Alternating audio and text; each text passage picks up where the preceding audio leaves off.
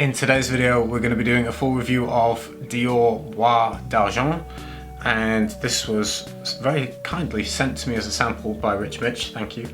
And I've been wearing it recently, and this is going to be my review. So I'm going to just give it a quick spray on my hand again, just to remind myself of the top notes. But I got a pretty good idea of this one now. It's one of my favorites that I've tried from the samples that Rich sent me. So what I get from the opening is this kind of very delicate, I would say, is delicate, fine iris accord.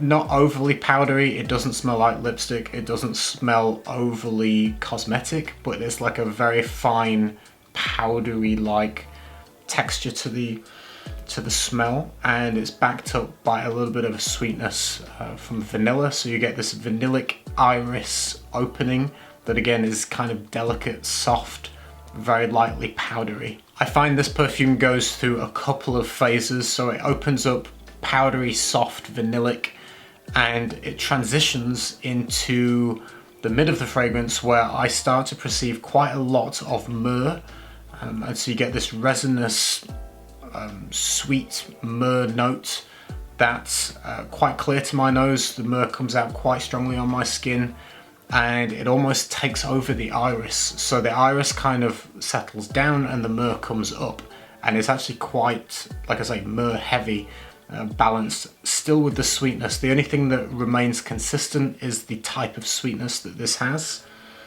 This kind of soft vanillic sweetness, which also has a little bit of honey, goes through the whole fragrance.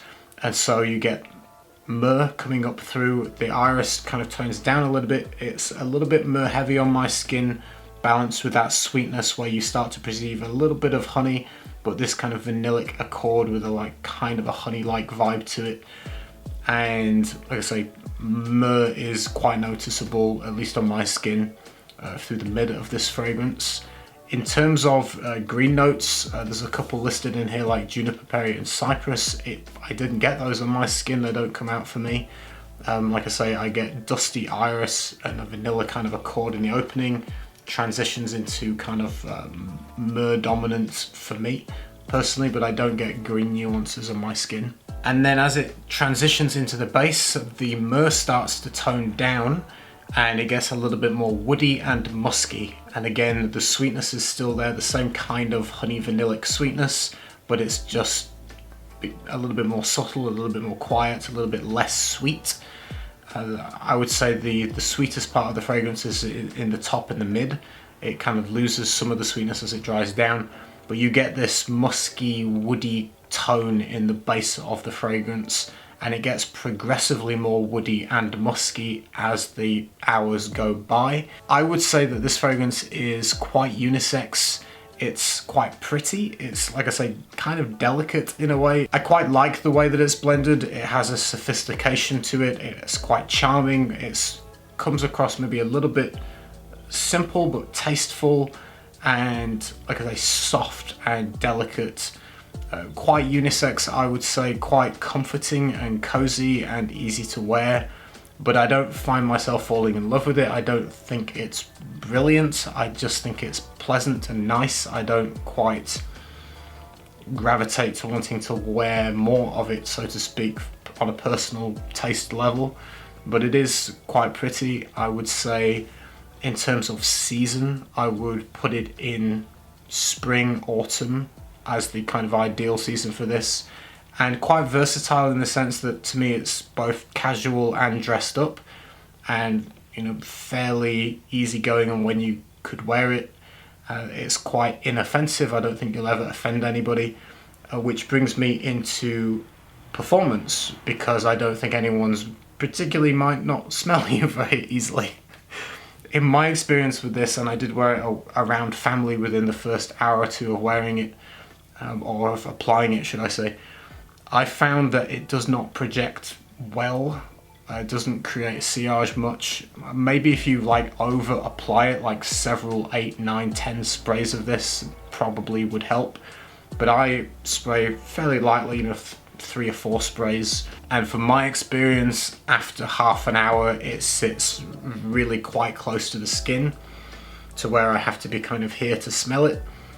After an hour, I have to be like nose to skin, and I was with family wearing this within an hour of applying it, and you know, people were stood next to me, literally here, and they couldn't smell it. So it doesn't have much of a projection or sillage, and this is the older version. It's the old school version before the reformulation.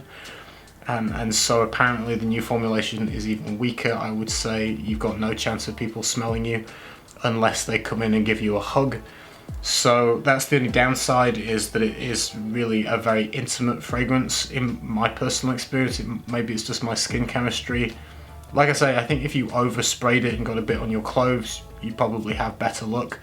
But 3-4 sprays on my skin, it didn't do much after 20 minutes. It really kind of, you have to be very close to smell it. So that's the only downside for me, as the performance was a bit lackluster in terms of projection and sillage. It is quite long lasting though. I would say about 4 hours you're experiencing the dry down pretty much, and it goes on like that for several hours, over 8 hours actually.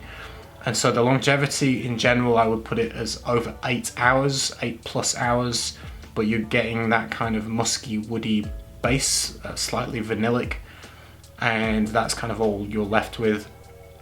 Really, you would probably want to reapply it, so to speak, if you wanted to get a full effect from it at around 4 to 5 hours into this fragrance. It's dried down and it's a skin scent by then. So 4 to 5 you might want to reapply if you kind of want to smell, you know, a little bit stronger throughout the day or throughout a night time. That's the only downside, is the performance I found a little bit weak in terms of like its projection and sillage is the only kind of criticism. In general, I think it's quite a nice fragrance. I think it's pretty, it's soft, it's delicate, it's warm, it's cuddly. I don't love it, but I definitely like it. If it was given to me as a present, I would happily wear it. But for my own kind of feeling on it, I wouldn't go out and purchase a bottle personally. And the performance kind of is a little bit disappointing for me personally. There is a leather note listed in this. I can see that, as it in the kind of the early mid of the fragrance, you kind of get a little bit maybe of a slight leathery accord, but it's kind of minimal. I would say kind of an impression maybe. The main thing that I got in the mid of this fragrance was myrrh for sure, with this kind of vanillic honey-like sweetness. And like I say, it just goes kind of more woody. You start to lose the myrrh, more woods, more musk, and the sweetness kind of tones down. The opening is lovely. I like the iris accord. It's not too cosmetic, but it has this lovely dusty, powdery quality that's very soft. And yeah, very nice, enjoyable. That's my full review of Bois d'Argent. It is one of the favorites from the ones I've tried. I think my favorite is probably Amber and Nuit. So far, I would say. But this one is pleasant. Like I say, I wouldn't buy a bottle myself, but if it was given to me, I would definitely wear it. And yeah, hope you enjoyed the video. If you tried it, let me know your thoughts if you get something different to me. And I will see you soon with some more videos. Take care, everyone. Bye. One time he disappeared for 2 or 3 days.